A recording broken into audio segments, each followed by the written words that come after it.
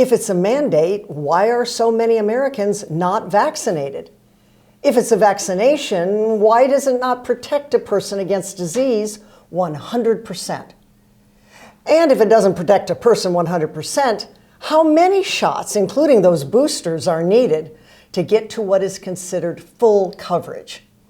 Americans want answers to these questions and many other questions concerning the mandated shots against COVID-19, especially as more and more businesses and government institutions are insisting on every employee being fully vaccinated by a certain date or be let go.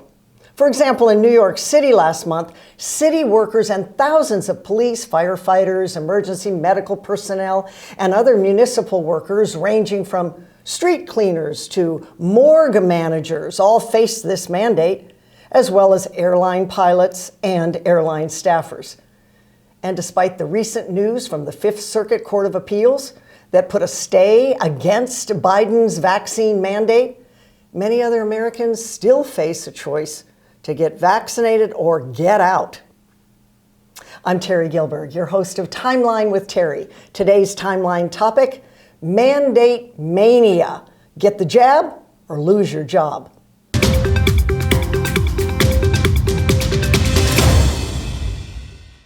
The principles of liberty, freedom, and the tenets of our constitutional republic are under attack. That's why we are building freedomsquare.com. Freedomsquare.com, designed to unite freedom-loving Americans. Freedomsquare.com. Freedom lives here.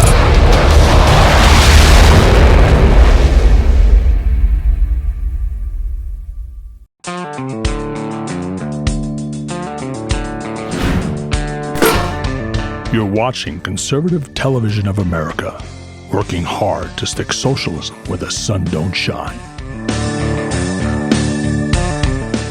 Welcome to Red Balloon, the nation's first and only free speech job site. I'm Andrew, the founder and CEO, and I'm excited you're here. I called this service Red Balloon because balloons help you fly, especially if you tie a ton of them to a lawn chair. A little bit dangerous, a lot bit fun, kind of like looking for a new job. The mission of Red Balloon is to connect employers who still love freedom and want employees who love freedom to the millions of Americans now searching for jobs today, where they won't have to look over their shoulders and constantly be worried about being canceled. There are over 10 million open jobs today, the most in history, people. It's kind of a moment. I always wanted to provide a job site focused on introducing employers to employees who will be focused on job performance and work and not politics. Come on, America. Stop canceling each other. Let's get to work. Visit redballoon.work. We'd love to have you.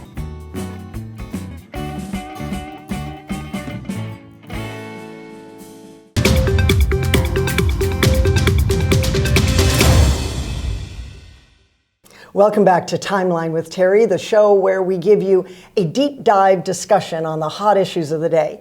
Today, mandate mania. Get the jab or lose your job. That seems to be the dictate. Yet, there are employers who will accept ongoing proof of negative COVID tests and medical and religious exemptions as well. But what about proof of natural immunity? Should an employee show an antibody test result from blood work? Why is that anyway? Especially since natural immunity is arguably far better than the 1, the 2, or the 3 doses of the vaccine, maybe even more. With me to speak to this multifaceted issue is Horace Cooper, no stranger to television audiences. Horace is Senior Fellow for the National Center for Public Policy Research and a legal commentator. Welcome, Horace. Nice to have you with us. Well, thank you so much for having me. Are you ready to dive into all things COVID? Looking forward to it. All right. I think it is worth reviewing how we got to this so-called mandate. Last summer, I recall more and more restaurants opened up. Restaurants and stores and government businesses and museums, and people were going about their business. And yes, they wore masks and so forth. But it led a lot of Americans to believe, heck, we've got herd immunity. Everybody's opening up. The lockdown's behind us. COVID's in the rearview mirror, right? So life could get back to normal. The Biden administration at that time, I'm sure you'll recall, was encouraging vaccinations. But soon afterwards came down very heavy-handed on the mandate. So what changed? Well, from my observation, this is just my observation, it wasn't so much whether or not there was an increase in the number of people who were testing positive for COVID or a decrease, as much as it turned out that COVID mania proved to be a very, very powerful political palliative. It meant that the government could act in ways to show that it is relevant, to show that it's making a difference, and it did so by, in my view, hyping this issue. No one, I think, has said that COVID isn't real, but at the same time, what many people have tried to say is that you have to go on with your life to the degree that that is practical, and the government started signaling that you couldn't. In fact, there are some who say, and I think there might be some merit to it, that there was a curious recall election in California. And when initial surveys started to show that the governor was unpopular, the White House decided, well, what are some of the reasons that the governor is unpopular? Oh, the lockdowns, how schools operate, Right. the regulations. Why don't we buttress his claims by us making statements that will show that his actions were justified? And suddenly, ipso presto magnifico, the federal government appeared out of almost nowhere to start talking up how dangerous it was, the COVID threat, and why any measure was justified, including by implication those unpopular measures that were happening in California. So your sense of it is that the Biden administration took their cues from California, and we know what happened with that. The Democrats really rallied for Gavin Newsom, made him put a firewall, shall we say, around him. And a large number of independents said, oh, well, wait a second, the COVID thing is real. Yeah. Again, no one has ever denied it. What we said was, if you're offering a flower service, should you go out of business because there's COVID? Right. Cancer's real too. You don't go out of your Heart flower disease, business. diabetes. Heart disease, diabetes, whole numbers of things. I'm not minimizing it. I'm asking a real question, and that millions of Americans ask, why is this one different with regard to how we handle it? Why aren't landlords allowed to continue collecting rent? There are lots of serious diseases out. This is the first one to come along where suddenly a number of states have said, no. You can't collect rent from your tenants, and if they don't pay, you can't force them to leave. I didn't know that if I went into Macy's and I didn't have my wallet with me, I could just pick up whatever I wanted and go, because COVID. In that case, they won't force you. They will make sure you don't leave. Well, that's the normal rule. That's the normal rule. And my point is... Or if you do leave in handcuffs. But now what we have is this idea that somehow COVID has changed these kinds of contractual Right, and the Biden administration relationships. just doubled down on it.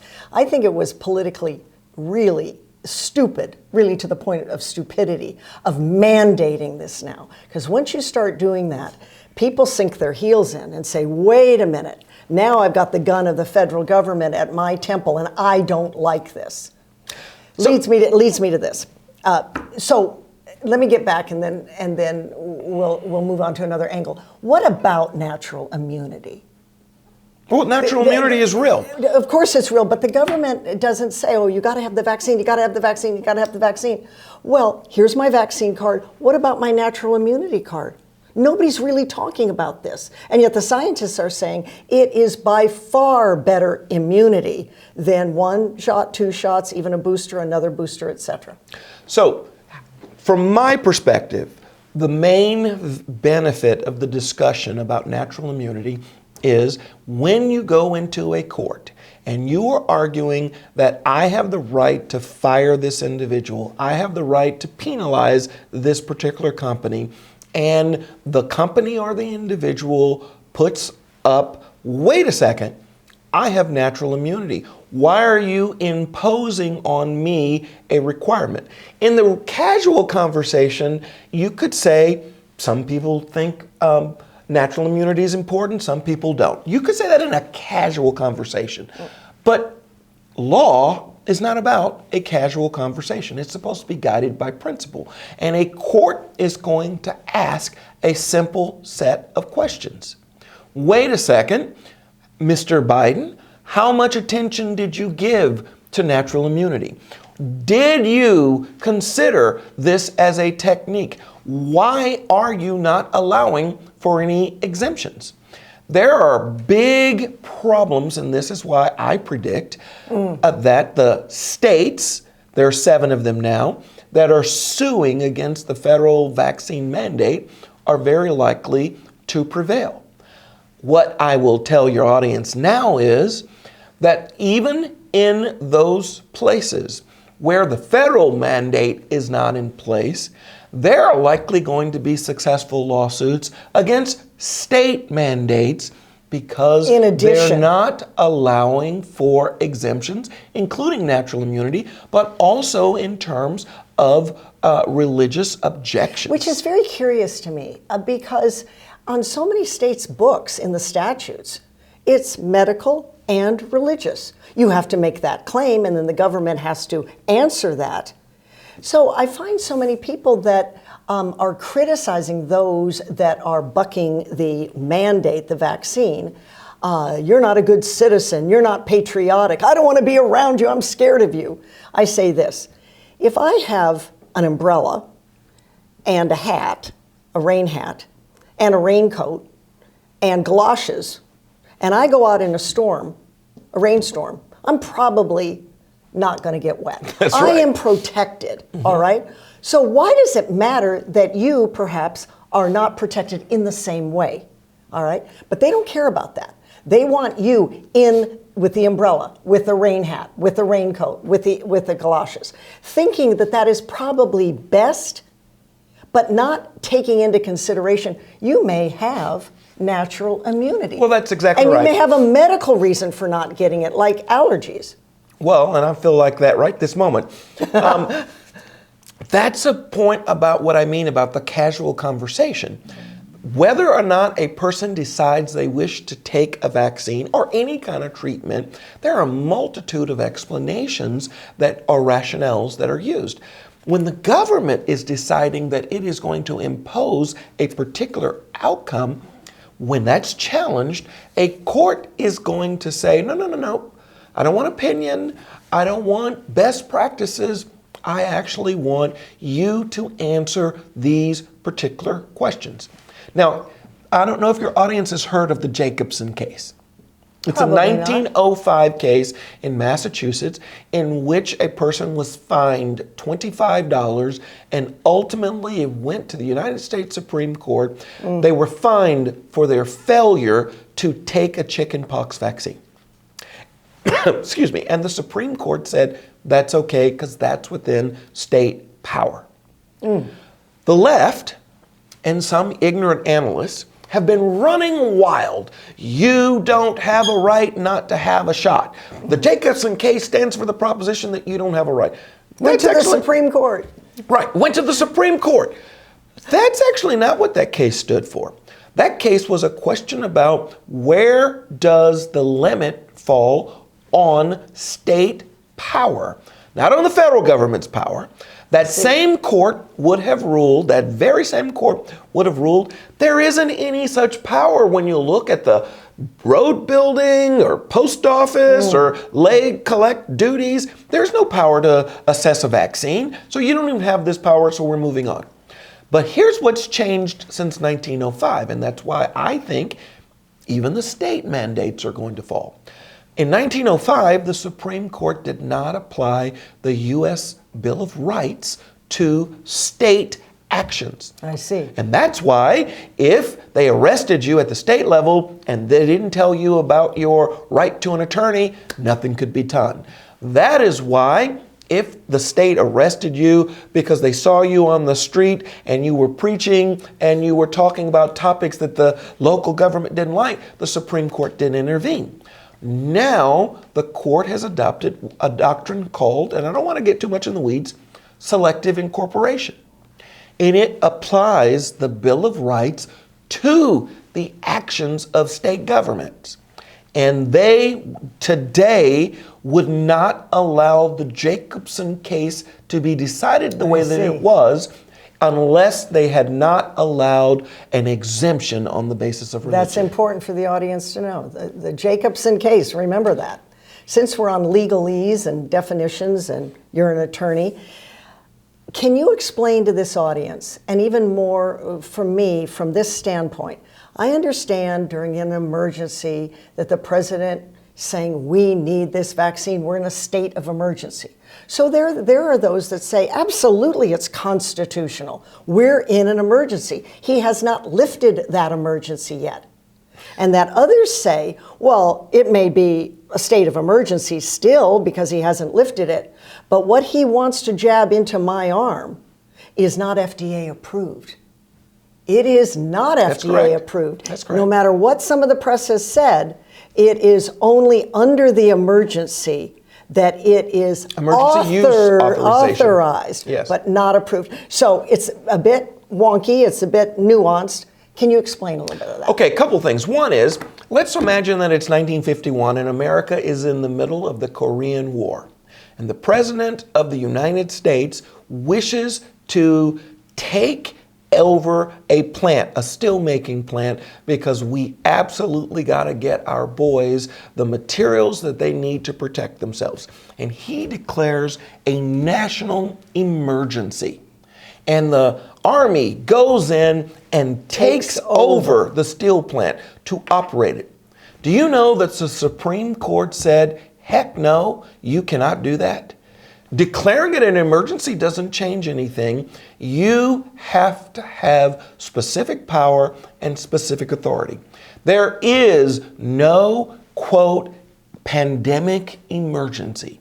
There is no such power granted in the Constitution. Which is why there's so many cases right now on their way into court. That's exactly right. So a lot of people have misread even the Supreme Court cases, and that is because many of these cases are asking for a preliminary injunction. You grant a preliminary injunction, and I don't want to go too much in the weeds, but you grant a preliminary injunction when you're all but certain that the side that is going to be enjoined, when you issue an injunction, you enjoin. The side that is going to be enjoined is likely to lose, overwhelmingly likely to lose. You can issue an injunction after the fact too, after you've had the ruling.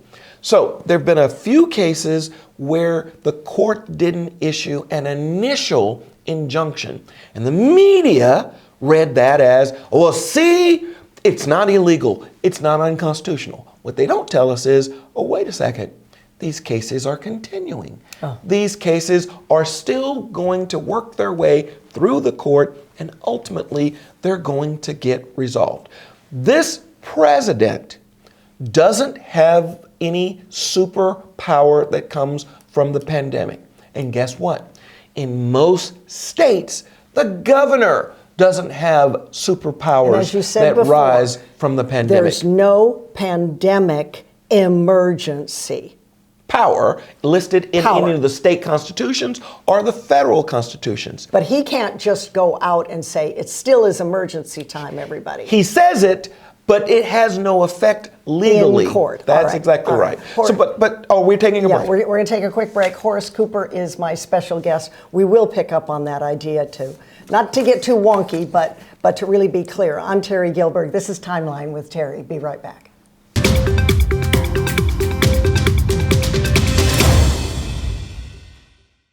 The principles of liberty, freedom, and the tenets of our constitutional republic are under attack. That's why we are building freedomsquare.com. Freedomsquare.com, designed to unite freedom-loving Americans. freedomsquare.com. Freedom lives here.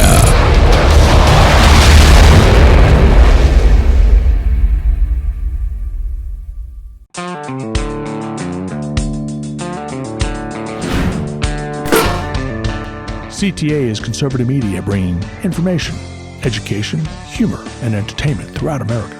We hope you enjoy our politically incorrect programming. Welcome to Red Balloon, the nation's first and only free speech job site. I'm Andrew, the founder and CEO, and I'm excited you're here. I called this service Red Balloon because balloons help you fly, especially if you tie a ton of them to a lawn chair. A little bit dangerous, a lot bit fun, kind of like looking for a new job. The mission of Red Balloon is to connect employers who still love freedom and want employees who love freedom to the millions of Americans now searching for jobs today, where they won't have to look over their shoulders and constantly be worried about being canceled. There are over 10 million open jobs today, the most in history, people. It's kind of a moment. I always wanted to provide a job site focused on introducing employers to employees who will be focused on job performance and work and not politics. Come on, America. Stop canceling each other. Let's get to work. Visit redballoon.work. We'd love to have you.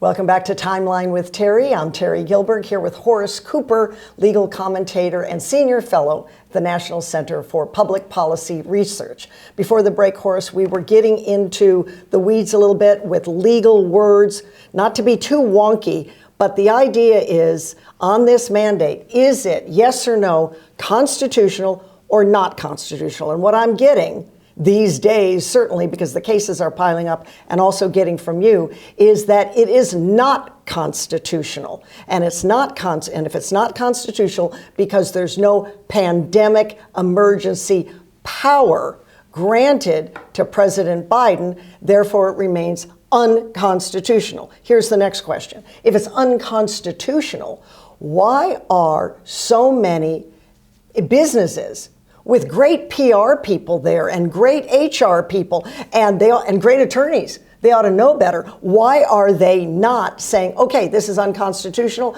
we can't require you to get the jab, therefore you keep your job? So that's a much more complicated question than you realize. Oh, I wanted it to be simple. And I will tell you, well, there's a lot of players in this, whether it's the PR team, the HR team, or the legal team. I will tell you that most companies don't want to be in court. So they assume if they are told by the government that this is what's necessary for compliance, they better do what's necessary for compliance. There are a few companies that push back. Let's say you're out fishing or you're hunting and the warden comes up, the Fish and Wildlife Garden warden shows up and tells you that you are not on your own property, but you know this has been your parents' land forever. Right. And I'm going to cite you for taking an action that you're not lawfully allowed because you're not on your own property. Well, in that case, you can almost guarantee the person is going to say, no, I'm not going to let you ticket me for using my own property. Because this is my property. This is my property. And so they're going to go to court. But that's mostly because that person's not a lawyer, not a PR team. They don't have an HR. They just know this is my property. Well, if you're Kmart, you're busy trying to sell retail products. You're busy trying to struggle to stay in business. And the last thing you want is for the government to accuse you of being in violation of the law. So you're going along to get along. You're going along to get along. And the shame of it is, I think that many people in the Biden White House understand that that's what's going to happen. Probably. And so therefore, all those PR people and all those lawyers and all those HR people. You remember that there was a executive order on whether or not you could kick people out of property for their failure failure to pay. And the Biden administration got a ruling from the Supreme Court that said, if this case is formally coming before us, we're very, very likely to rule that you can't do this. Within about 72 hours of that, he issued a new order almost identical to the first one and waited until the court flatly struck it down, showing that even though he knew that he couldn't do it, he'd made public statements saying that he couldn't do it, he still tried to get away with it anyway. Now, I say that constitutes an impeachable offense because that is not faithfully executing the laws of the land. Nobody's listening to you, Horace. Well, that's the problem. Maybe we need to have him many times back on the show so people will listen to you. All right. With that, let's go to Title VII of the U.S. Civil Rights Act. Dictates that employers are required to honor religious exemptions. Now, many folks who say they're not religious, meaning they don't adhere to any kind of formal religion, the 5 major religions, Judaism, Christianity, Islam, Buddhism, and Hindu, those are the 5 majors, still are protected if they want to put it simply, pull the religious exemption card. They can, because if they say this is my sincerely held religious belief, and I do believe I've got the words right on that, then you, employer, or you, Mr. Biden, or you, anybody, has to honor that. Why aren't employers honoring this? Again, we've got another area where when this goes to court, a judge is going to ask that employer, on what basis did you decide that you weren't bound by it? Now, I will tell you, there's 2 things here. One is the Biden administration has issued guidance, written statements, in which they say that failure to comply with COVID directives by an employer is a legitimate basis for an employer to fire or separate a person, and they can't use protections provided under federal law to sue you. That means absolutely nothing. That means absolutely President nothing. Biden should stay in his own lane. That's exactly and right. not interfere then with the employer-employee relationship. That's exactly right. Right. So you got a federal statute and you have the Constitution. On the individual's side, Yes. who says, I don't want to be coerced, I don't want a gun to my head Yes. to make me take this jab. So people say, well, you keep talking about the inoculation. I'm going to tell you that we had these rules well before this vaccine mandate came out. An employer can't tell you that at your desk you can't keep a Bible. Not because of the federal law, but because of the United States Constitution. There's case law after case law after case law where the Supreme Court says that you must accommodate people with their sincerely held beliefs. You may not, out of your own bigotry, out of your own disdain, or your own lack of belief, say to the person who is a person of faith that you're going to limit or restrict them. All of a sudden, and this is what bothers me, when it was the Jehovah's Witnesses, the media and the left, some of that's redundant, the media said, you're picking on those people. How dare you? How dare you? How dare you? Whether it was a company, whether it was a government, whether it was a classroom. Now, just a regular person, maybe a Baptist, stands up and says, I don't want to take this. Who are you? Are you even an American? And they try to marginalize them in a way that they would never have let us 10 years ago, 20 years ago, 30 years ago, due to a Jehovah's Witness. So, Horace, should a person then in this situation, let's say works for a big company, does not want to have this shot, claims religious exemption, whether or not they're affiliated with any of the 5 major religions or subcategories thereof, just wait to get fired and then turn around, grab a lawyer, perhaps yourself, a good one, and sue? Is there a class action too, by the way? There is going to be a class action because these cases are starting to build. Right. And there are several individual cases that are going to set up the principle, and there are cases that have already reached the district court level, the entry-level position at the federal court, that are working their way up. All of these, there's a military vaccine mandate. And the federal government is very, very likely ultimately to lose these cases. Now, here's the problem. You're in the service. You've served for 10 years, 12 years, 15 years. You've been steadily being promoted. You enjoy the opportunity. You're likely going to be separated by this unfair. By separated, I mean booted out of the military. What are they going to have to do? They're going to have to compensate you, and there's going to be a new rule that says you can't ever do this to people again.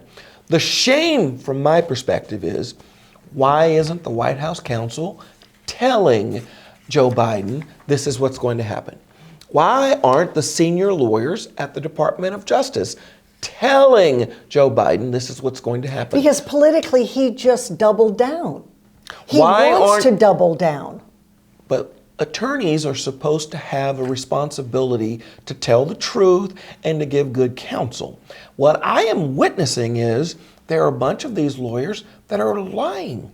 They're telling the president what he wants to hear instead of the truth.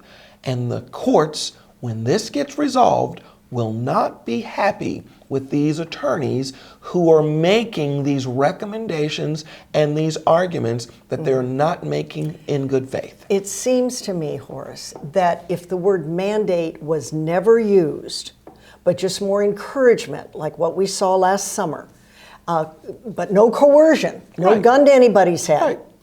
And just this is a good thing, and get more doctors talking about it, etc. However they want to PR the situation. He would never be in this situation. And he would probably have more people that rolled up their sleeve and said, stick me. I agree with both of those points. But I'm going to tell you, this is about being an American. When this country was developed and founded, we were people who said we go our own way. We are people based on the concept of liberty. We are people who say that it's our choice if I want a pickup truck or I don't want a pickup truck. I want to live in the city or I don't want to live in the city. Right. Every day we wake up, we live, we make choices. The Europeans, they often don't make the same choices. They often go along with the directions of government. But we are not Europeans. We are Americans.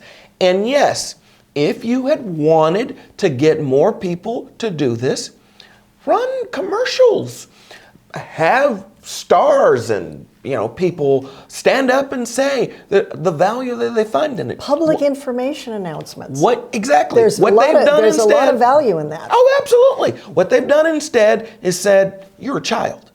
And I'm going to tell you, like a child, what you're supposed to be. It's really and Americans say, no. I agree. I get to make choices for myself. And we're seeing that. And people sometimes will say, and I'm not telling anyone, you want to take the shot, take the shot. You don't want to take the shot, don't take the shot. But there are people that will simply, because of how they're treated, the saying is, spite their nose to save their face. Right. You are That's getting true. that response from the American people. It's a very poor choice. It's a very poor approach. And it looks a lot more like we like to dictate, the kind of people that say, parents, you don't need to be making decisions about what goes on in the classroom. We've got that covered. That's a parallel topic to what's happening right now with the vaccination. There's a mindset, and that mindset is un-American. That's true. All right. Let's go back to last year in 2020 when President Trump had Dr. Fauci and Dr. Birx to a great degree too, but mostly Fauci, on every day, grabbing a microphone, flip-flopping. He was on every single day. Wash your hands. Don't wear gloves. Yes. Don't wash your hands. Well, it could be 6 feet. No, maybe 10 feet. No, 6 feet. Essential workers can go to work, but I'm not sure what an essential worker is. It's not what I do. Yeah, you can take the cruise. No, don't take the cruise. You can go to the dance party and go to the bars until 2 o'clock in the morning, but, well, maybe not. The flip-flopping made a lot of Americans' heads spin. And I think started the first distrust of this doctor. Oh, absolutely. Now, I always thought, when is President Trump going to bring out an economist, a free market thinker, a guy who knows or a gal that knows the markets? Because that first lockdown that President Trump suggested was from March 15th to around Easter time. That's right. And I he remember. said, wouldn't it be nice That's right. if we got back at around Easter time, springtime? They threw rotten tomatoes at him. They did. So Here's Fauci, the only doctor that got the microphone, got the television camera. And yet there were all these other doctors, frontline doctors were some of the first, that says, wait a doggone minute, he's not a clinician. I'm a clinician, I'm an emergency room doctor, I'm board certified, I'm an ophthalmologist, I'm a cardiologist. When's the last time he saw a patient? When did he ever see a patient? Ever. He's a bureaucrat. And they too had the rotten tomatoes thrown at them. That was a red flag to me. And that's the first time that I think Dr. Fauci started to really lose his credibility. Well, I think I agree with you that a lot of what we saw then helped anyone who was skeptical about the mouthpiece from government to be more skeptical about the mouthpiece from government. There are a number of concerns that are raised by his behavior. His role in the Wuhan virus's creation, whether it was funded, whether it was supported, whether he covered for the Chinese. At the same time, the mainstream media did every single thing they could to make sure that it wasn't Donald Trump who was making the decisions, that he was having to defer. And then we would later find out about the noble lie. Apparently, it's okay to lie to us stooges about whether or not you need a mask, whether or not you don't need a mask, the distance, how often to wash your hands, all of the kinds of things. It was okay to do this lie, the noble lie, because we had to get people to a point. So we told them herd immunity at 60, then 65, then 75, all of these things. And flatten the curve. If I went to my end. doctor and he told me I had a cancer diagnosis and it changed the way I saw what happened, oh, well, we're going to do this treatment, but no, we should never do this treatment, I would start wondering, do I even have cancer? Right. I mean, this has created a major credibility problem. I'm speaking with Horace Cooper. I'm Terry Gilbert here on Timeline with Terry. We'll pick it up right after this break.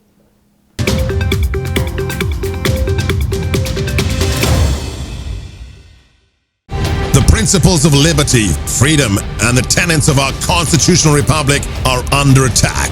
That's why we are building freedomsquare.com. Freedomsquare.com, designed to unite freedom-loving Americans. Freedomsquare.com. Freedom lives here.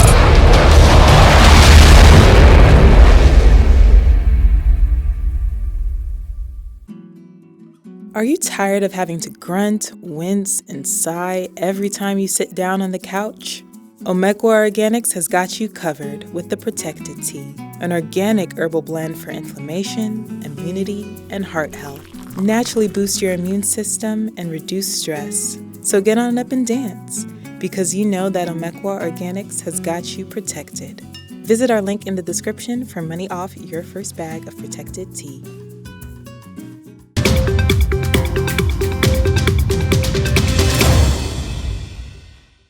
I'm Terry Gilbert, Timeline with Terry. You're watching. We're back with Horace Cooper. Horace, we were talking about the trust.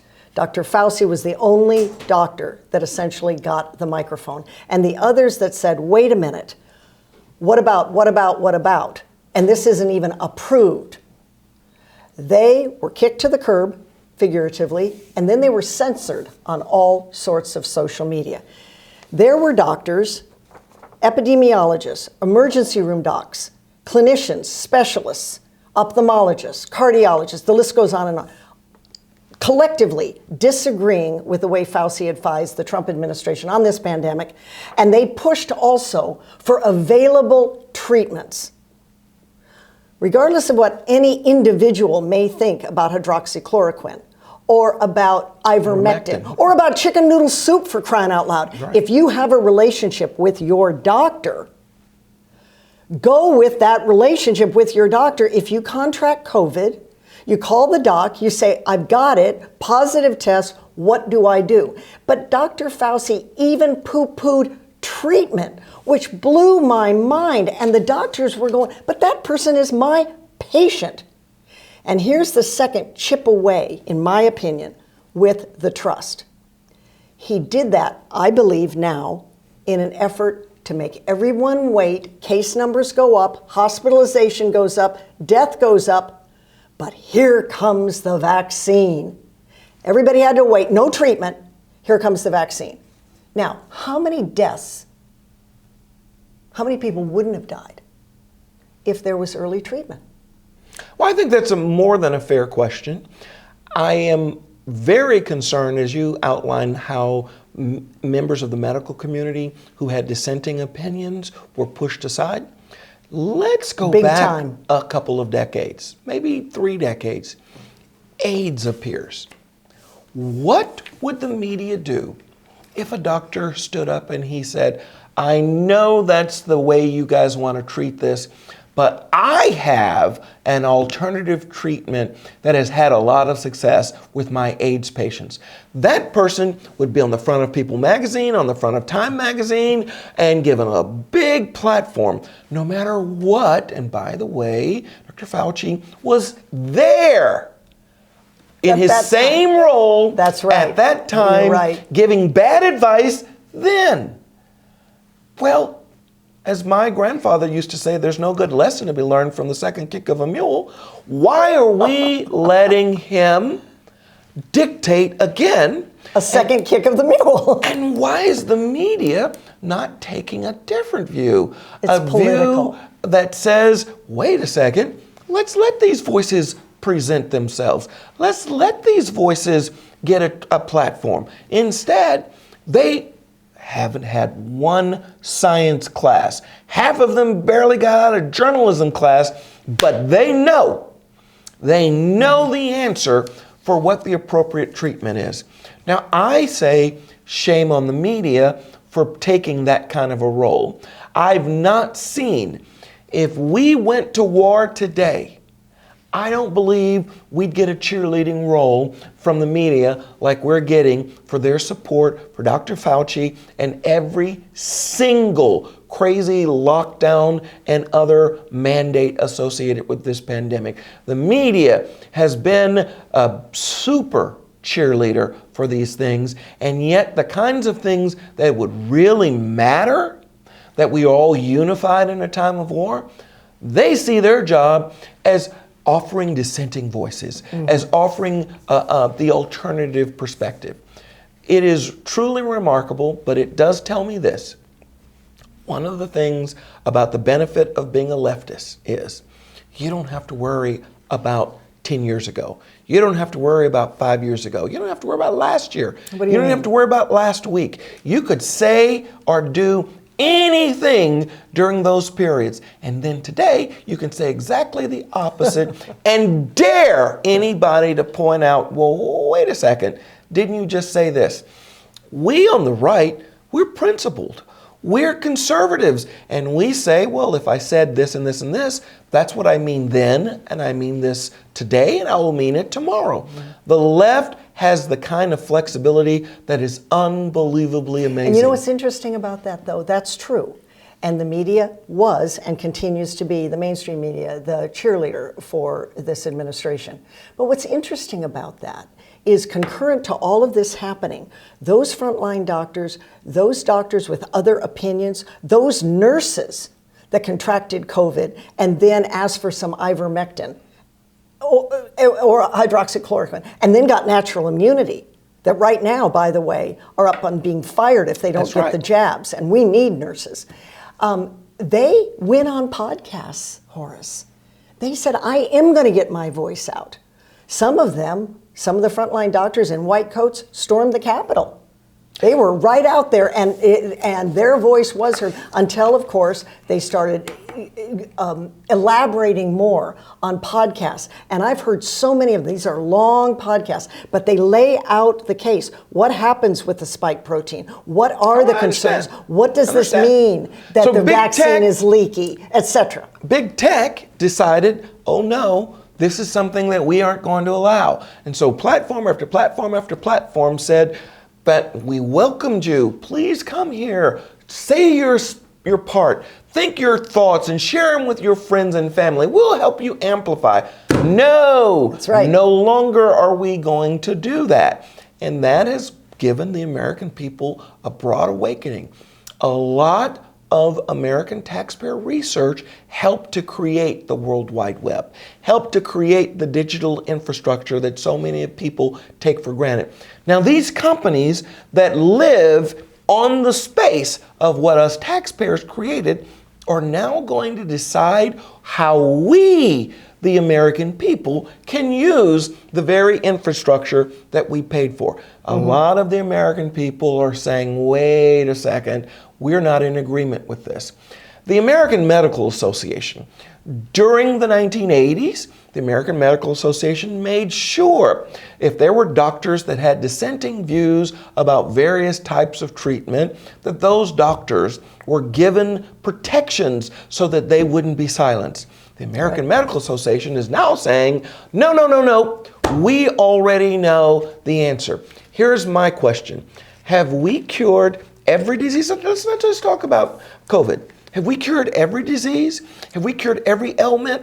Until we have, we don't know the answer to every medical question. Exactly. And it is remarkable to me that something like the AMA isn't standing with every doctor that is saying, let's try this approach, let's try this approach. You used to get Nobel Prizes for your creativity and your ingenuity with regard to techniques. And your independent thinking. Absolutely. Because that independent thinking probably, in turn, with all the other general thinking in science, might be the one thing to get That's you how it was to done. the solution. That's how it's to done. a solution. That is how if you it's think done. outside of the That box. is exactly how it's done. And that was supposed to be encouraged.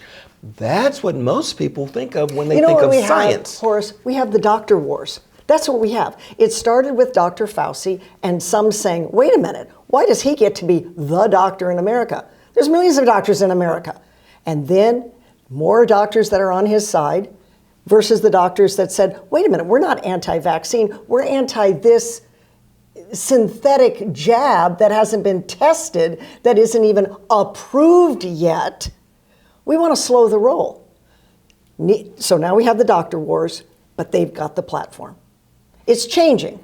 The other doctors are on social media alternatives.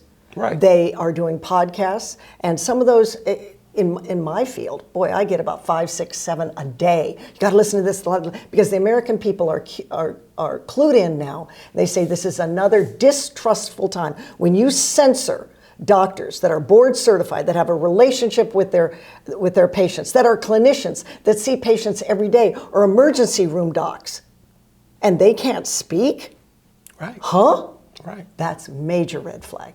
Well, that's what I'm saying. The American people are waking up to this, and that's why programs like we're doing are critical, because people need the information. You're not alone out there. There are other Americans who hold the same ideas, the same approaches, the same skepticism that you do, and you as an American out there deserve the right to be able to express that, promote that. And if that ultimately leads to a better treatment technique, we should be celebrating it. Indeed. Because that's how we've done other diseases. And that's how science works. In the time we have left, I think, and I want to know what you think about this, you may disagree, but I think the tide was turned when the airline pilots for Southwest said, we're not going to show up.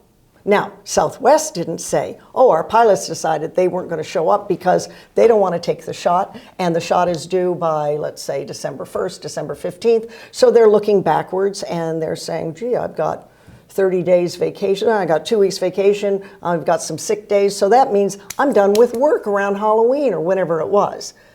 But that is what happened. That is what I believe happened. And I think when you saw all of those pilots, and now cancel, every airport in America, Southwest is predominantly the Southwest, but Southwest also goes to the East Coast. Canceled. Why? Where the heck are they? And it wasn't weather. So I think with the pilots saying, okay, I just won't go to work because I am not getting this, therefore, I'm looking at the time that I have, and I'm not going to be there. The mainstream media wants to treat that like Hunter Biden's laptop. It didn't happen. It doesn't exist. It's weather related. Exactly. Who are you going to believe? Me or your lying eyes? That's how the media has been presenting things. Here's what I will tell you. It doesn't take 30% of our frontline responders or our airline pilots or our plumbers. It doesn't take 15%. Probably about 5% of people in these key areas, if they simply say, heck no, I won't go, and stop, it will crush the American economy. Just about 5%. And I am looking at surveys that say upwards of 25% of Americans feel this way. So our president, That's a lot. Our president has a problem. He thinks that he can get over 90% of the American workforce to comply, to capitulate. But as I look at it, all you need is 5% to just stop. 5% of the doctors, 5% of the airline pilots, 5% of the firemen, 5% of the electricians. All over America, we don't have excess numbers of people in these jobs. We have just slightly fewer than we absolutely need, but we get by. And when you go from 97% to 94%, 93% to 91%, it starts to show and real problems will realize. Indeed. I believe even before the courts strike this down, this administration is going to have to capitulate. And when will that be? That was my next question. Is he going to see the writing on the wall, the landscape, if you will, and say, oops, maybe I'll just pull the mandate. It was a mistake. Maybe I'll pull it. They pushed it. It was originally going to apply before Christmas, and they pushed it. This administration, the OMB, issued guidance that it's now going to apply in January because they heard from so many employers this isn't going to work. What I will tell you is it doesn't matter when it is. It's going to take until May for the Supreme Court to finally rule on it, but we won't have to wait until May.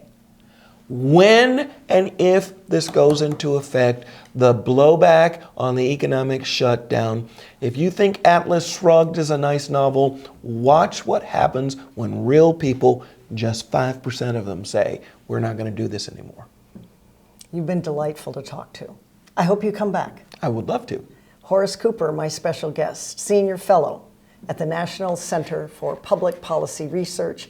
He is an attorney and legal commentator, and he sure gave us a mouthful on the law on this very vexing issue. I'm Terry Gilbert. Thanks for joining us here on Timeline with Terry. See you next time.